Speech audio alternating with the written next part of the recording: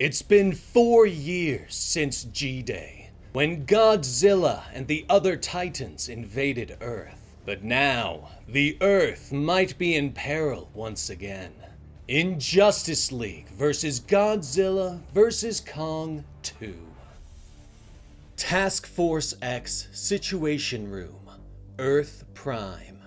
Amanda Waller narrows her eyes at the monitors in front of her, watching the footage of the great Titans rampaging across their Earth, of Lex trying to control them with a Mechagodzilla, and of the Justice League saving the day. Never again, Waller hisses as she turns away. She walks into the next chamber and finds Task Force X waiting for her, with their newest member, Lex Luthor. Suicide Squad! Because of your recent detention, many of you have no idea about the recent earth-shaking events that nearly killed Superman and brought our world to its knees. Waller begins to tell them. Big giant monsters tried to eat the world. Baldy told us. Harley interrupts as she motions to Lex. They're called Titans. He sniffs at her. We know! You won't stop talking about it. Digger sighs. Colonel Shaw steps forward, shouting for the villains to keep quiet and let Waller speak. Waller thanks him. I see you've met the Colonel. He is our interagency liaison and the head of HDC. Waller says, explaining that the Human Defense Corps is an agency designed to eliminate the need for metahumans to protect the world. Peacemaker steps forward. What are we gonna do against giant monsters? Hit him with boomerangs and hammers? Smith asks. Harley smiles. All I need's a big enough mallet, she says with joy. Waller nods and explains that they have developed a plan to protect the Earth from Titans that doesn't involve the Justice League. Meanwhile, at a church, people are gathered to see the joyful union of Barry Allen and Iris West. Some of Barry's best friends are in attendance, including Hal Jordan and Clark Kent. The rest of his friends in the Justice League are watching from monitors in the Hall of Justice. Everyone watches as Barry and Iris say their I do's and kiss. Why does Superman and Green Lantern get to go but we don't? Someone asks.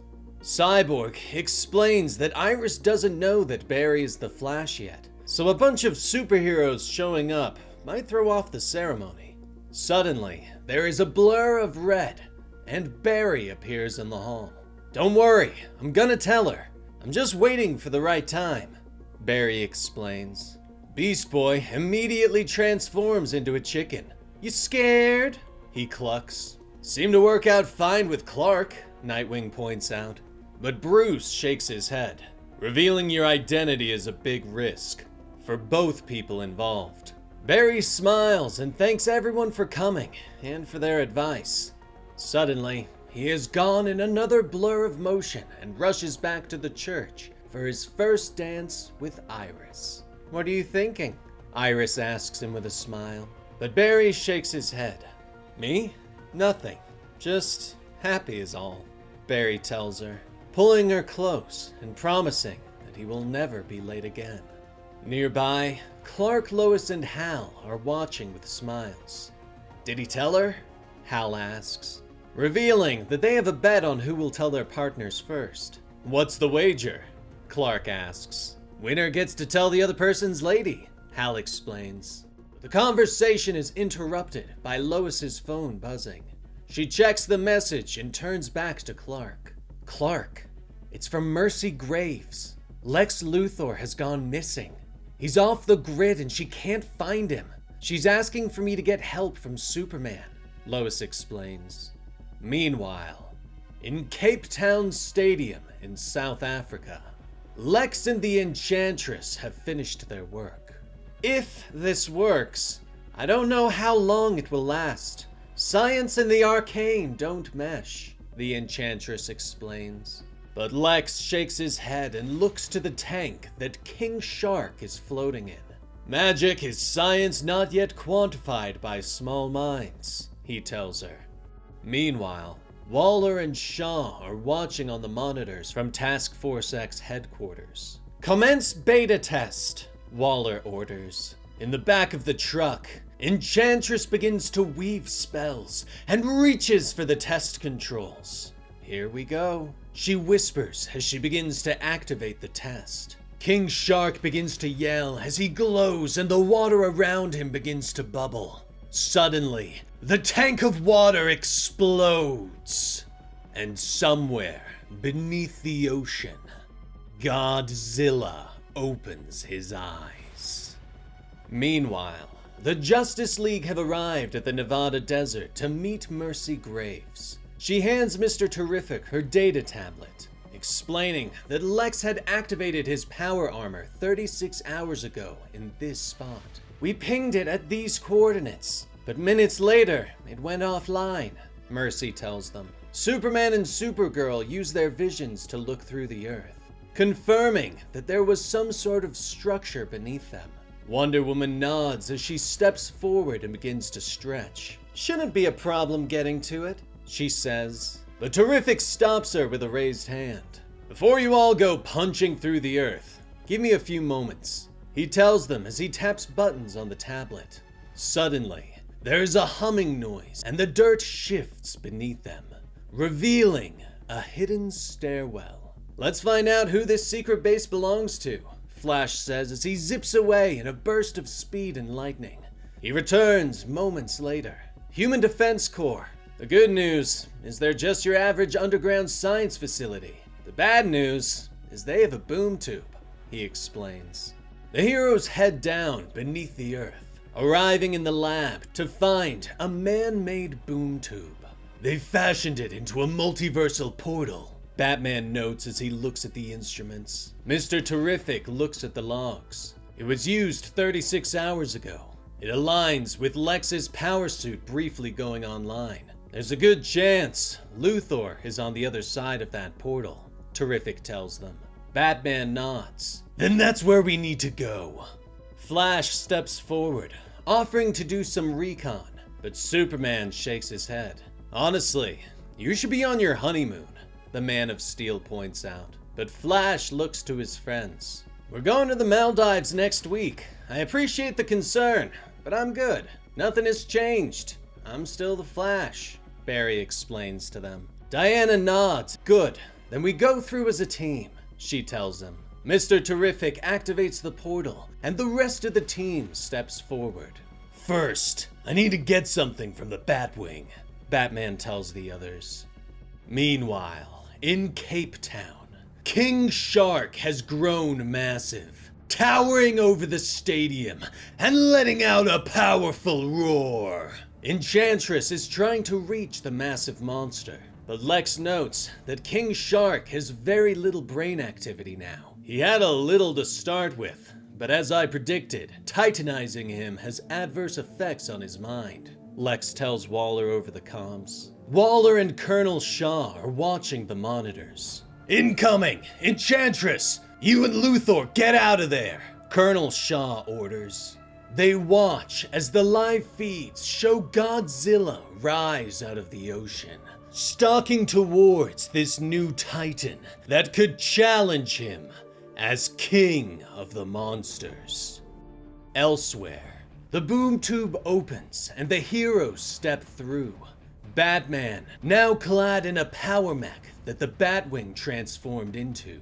The heroes look around and Supergirl realizes that she's been there before. It's Skull Island, Kara realizes, turning as massive bat-like creatures fly towards them from the mountains. "What's a Skull Island?" Flash shouts in amazement. Kara quickly explains that it is a land of titans that appeared in their world alongside Kong, Godzilla, and the others. Superman and Supergirl move forward, hitting the monsters with heat vision to slow them down. But suddenly, a burst of energy rips through them both. "Clark, what was that?" Diana asks. Superman looks around in confusion, unsure of where the burst of energy came from.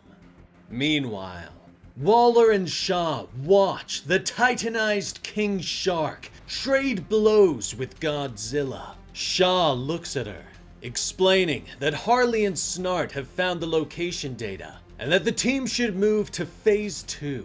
I will make the determination when the time comes. Right now, I want your attention on King Shark and Godzilla, Waller orders him, not taking her eyes off the monitors. She watches as King Shark knocks Godzilla aside and clamps his massive teeth on the King of Monsters' neck. But Godzilla roars and grabs hold of King Shark, tossing him through the air and destroying the stadium.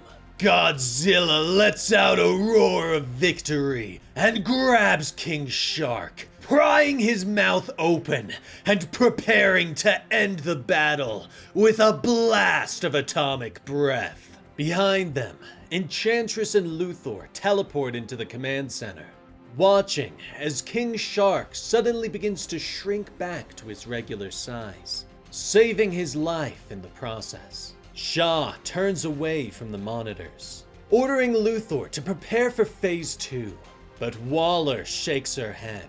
I already told you, Colonel, that is not your call. I have tactical and operational command, Waller tells him.